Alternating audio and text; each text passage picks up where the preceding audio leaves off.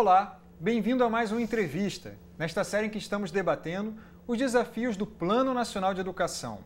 Hoje vamos conversar com Ana Lúcia Lima, diretora executiva do Instituto Paulo Montenegro, sobre a meta de número 10, que trata da educação de jovens e adultos integrada à educação profissional. Vamos primeiro escutar a meta.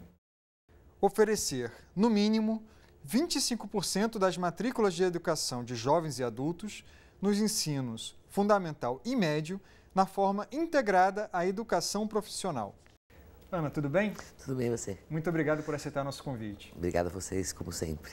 Ana, essa meta ela é bastante ousada. A gente, olhando os dados do observatório do PNE, mantido pelo Todos pela Educação, a gente percebe que queremos chegar a 25% de matrículas de educação de jovens e adultos articulada à educação profissional, quando hoje nós temos apenas 1% a 3%, a depender do nível de ensino. Ou seja, parece uma meta que tenta introduzir uma cultura que não existe hoje. Ela é viável, na sua opinião? Ela foi ousada demais? Bom, ela é um desafio grande, né? É um desafio grande não só numérico, não só como, enfim, estratégia, tempo que isso vai levar e todos os desafios de formação de professores, de modalidades que atraiam e que sejam viáveis para esse aluno adulto, mas também porque ele é um desafio conceitual, né?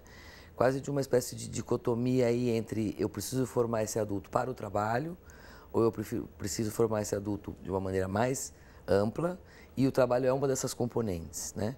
Então, num momento de pressão econômica, de mercado demandante de mão de obra e etc., passa a existir uma tentação quase de você privilegiar um lado técnico e deixar esse lado de formação mais ampla desse adulto. Isso acaba cortando a possibilidade dele se desenvolver depois no momento futuro para posições melhores e para um desenvolvimento pessoal e profissional mais amplo. Então, o desafio, além de todos os desafios que já são, vamos dizer, operacionais dessa meta, você tem um desafio que é quase conceitual, quase ideológico também, né? De qual é a finalidade de se formar um adulto, que não seja só utilitarista no sentido da formação para o trabalho, né? E aí sim o desafio de que as escolas tradicionais abriguem também a componente profissionalizante e não ao contrário, que não seja um curso técnico apenas profissionalizante, apenas utilitarista e funcional e que ponha ali um pouquinho de português, um pouquinho de matemática para meio que tapar o buraco dessa formação mais ampla.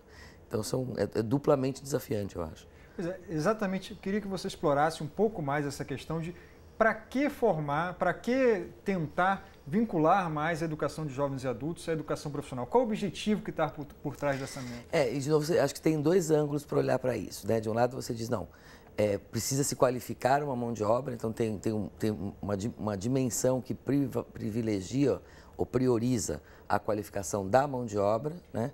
Pensando menos nessa formação mais ampla, mais cidadã, mais crítica, com mais potencial para um desenvolvimento futuro. Assim como também tem o outro lado, se eu quero atrair esse adulto para essa formação mais ampla, ele não tem mais paciência de vir estudar só temas da escola. O que motiva esse adulto a vir para a escola, no fundo, é um pouco o trabalho e a carreira. Então, a ideia de juntar ela é muito boa. O desafio de juntar é que é bastante complexo. Porque você, inclusive, precisa de perfis de profissionais que são muito diferentes, né? O pessoal que vem da estrutura da área de educação tem um tipo de formação, um tipo de engajamento, né? E o pessoal que vem da área técnica ou da área produtiva tem uma outra visão. E como é que essas duas coisas se encaixam é também um desafio.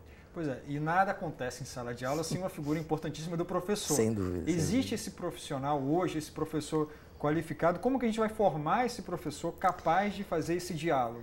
Eu acho que o desenho sempre passa por, vamos dizer, os conteúdos mais pedagógicos e ficariam na mão, vamos dizer, desse profissional que vem da formação pedagógica e os conteúdos mais técnicos seriam trazidos mais a partir de profissionais de mercado, né? E que por si só também são desafios aí, até de regimes de trabalho diferentes, legislações e etc. Porque não se espera que um professor formado em pedagogia consiga também praticar as diversas atividades profissionais.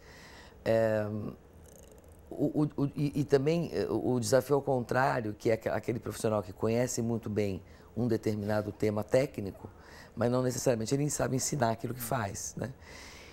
E, portanto, uma necessidade primeiro de clareza dos objetivos, né? Um processo mais estratégico, mais de reflexão sobre isso, para que aí sim se possam criar as condições operacionais, práticas e de qualificação desse profissional que consiga implantar, que consiga de fato implantar um regime como esse. Eu acho que neste prazo e com a falta de foco específico que o tema vem tendo, nós não vamos cumprir essa meta. Será difícil, né? E talvez seja importante também fazer com que esses dois profissionais dialoguem entre si. Parece uma coisa simples, mas há um risco enorme, né, de colocar um professor e um profissional da área técnica e eles serem seres totalmente à parte dentro do estrutura de uma sala de aula. Exatamente. Aí o processo de aprendizagem ele vira meio esquizofrênico, né? Quer dizer, ou é A ou é B, enquanto que na realidade devia ser visto como uma coisa única. Agora, a educação de adultos de per se, né? Quer dizer, ela é um grande desafio também pela sua enorme diversidade. Muitas vezes, quando se fala em educação de adultos, se pensa quase em alfabetização de adultos, né? Aquele senhor de mão calejada, com a enxada nas costas e tal, que está se alfabetizando. Isso já não é mais o cenário. Isso existe também, né? E também para essa população tem que ser oferecidas alternativas viáveis. Mas hoje a educação de adultos ela é muito mais dominada por jovens, por pessoas ou de 16, 17, 18, 20 anos que não completaram sequer o fundamental, ou de pessoas de 19 a 25, 29 anos que não conseguiram completar o ensino médio. É muito mais essa imagem, é uma EJA urbana, uma EJA metropolitana, com desafios muito diferentes daquilo que está no imaginário, inclusive de tomadores de decisão, que continuam pensando sempre naquela EJA quase que Mobral, vamos dizer assim, né? Isso é um salto que tem que se dar para entender que os desafios são outros. A estratégia para atender esse público tem que ser também pensada para ele, né? Vamos ouvir, por exemplo, uma pergunta de uma professora sobre isso. Meu nome é Sônia, eu trabalho com Nova EJA e queria saber como é que o governo pretende alcançar essa meta de 25%, né, com programas para a educação de jovens e adultos, visto que esses jovens e adultos que estudam à noite já trabalham durante o dia e não terão tempo e condições hábeis para frequentar nenhum outro tipo de programa. Os desafios são de verdade múltiplos.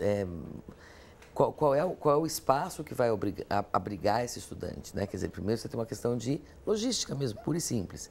Se o curso vai além de um curso muito, muito primário, ele requer equipamento, ele requer materiais, etc., para essa formação técnica, para essa formação profissional, e que não é impossível quase que espalhar pelas várias escolas da cidade. As determinações, né, as implementações das diretrizes educacionais no Brasil, elas estão sempre na autonomia dos estados e dos municípios. Então, não é uma solução. São 5.000 e tantas soluções e que, se por um lado tem a vantagem de estarem alinhadas ao contexto local, requer 5.000 pessoas pensando em maneiras de enfrentar um problema. Então, é um desafio importante.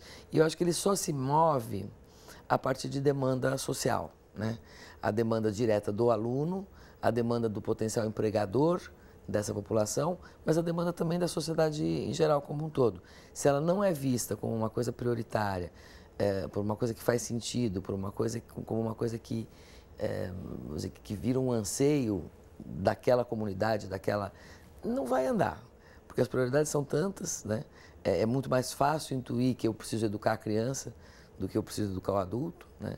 Que se você não tiver aí uma conscientização mais forte, você não consegue motivar sequer os gestores e os profissionais a viabilizarem uma opção como essa. Pensando um pouco do ponto de vista do empregador, a gente tem falado muito, assim, tem buscado soluções, claro, cobrado o setor público, o gestor da educação para oferecer oportunidades para esse público. Porém, esse é um público específico que trabalha. E aí a gente não devia cobrar mais que as empresas também tivessem não só investimento, mas também disponibilizassem, dessem tempo para que esse aluno conseguisse conciliar. É mais ou menos a isso que eu me referia antes, né? Você se a sociedade não criar as condições, e aí o empregador é um dos grandes players nessa criação de condições, e eu falo do empregador empresarial, mas também da patroa da empregada doméstica, as diferentes relações de trabalho, de criar a condição operacional da pessoa frequentar o curso. E o estímulo, a valorização, o reconhecimento e etc., é difícil mover essa demanda, de fato. Porque, como eu disse, as prioridades são N, né? E a tendência é quase que, então, partir para uma formação mais utilitarista, mais puramente profissional, esquecendo a formação mais ampla, mais geral, e aí, de uma certa maneira, limitando as possibilidades de desenvolvimento futuro deste aluno da EJA hoje, que não é um aluno de 60 anos, que é um aluno de 25, né? Então, você, ao limitar a formação dele para uma pura aprendizagem mecânica, funcional, objetiva, de uma tarefa profissional, você está cortando a chance dele poder amanhã evoluir para uma outra carreira que dependa de uma graduação, de um ensino médio completado ou de uma faculdade, né? Ana, vocês do Instituto Paulo Montenegro têm uma grande expertise na área de analfabetismo funcional, né? Fazem pesquisas, avaliam isso. Eu queria perguntar como evoluímos nos últimos anos nessa questão no Brasil e, dado que boa parte desse público-alvo aí são analfabetos funcionais, como é que a escola tem que recebê-los? Então, a gente realmente acho que aprendeu muito e nos fascina muito esse mundo do desafio do adulto que quer continuar se preparando e podendo se desenvolver. A gente vem acompanhando no INAF desde 2001, né? Um cenário positivo no sentido que diminui a proporção daqueles que têm baixíssimo domínio do letramento e do numeramento. Quando a gente começou a medir, a gente encontrava nessa população de 15 a 64 anos 12% de analfabetos absolutos. Isso hoje, na última edição, que já é 2011, tinha baixado para 6%. Nós estamos indo para campo com uma edição agora, está indo para campo esses dias. E a gente acha que vai diminuir um pouco mais ainda. Os alfabetizados em nível rudimentar também vem caindo, e o que a gente não consegue crescer são aqueles que têm pleno domínio das habilidades de leitura. Então, todo mundo, as pessoas estão se deslocando dos níveis mais precários, mais frágeis, e estão todos acumulando nesse nível que a gente chama de básico, que é uma pessoa que, para todos os efeitos, lê e escreve, mas não o faz de maneira plena, não domina totalmente essas habilidades. Este hoje é mais o desafio da EJA do que aquele imaginário do desafio de tirar o analfabeto para uma condição de alfabetização, né? Eles são ou alfabetizados muito rudimentares ou até alfabetizados em nível básico, mas cujo domínio das habilidades de letramento os impedem de crescer até mesmo nos aspectos do curso profissionalizante que fazem. A gente tem comprado um pouco esse desafio com o INAF, né? De ir um pouco chamar a atenção do mundo empresarial, principalmente, de que tá gastando fortunas em treinamentos operacionais, né?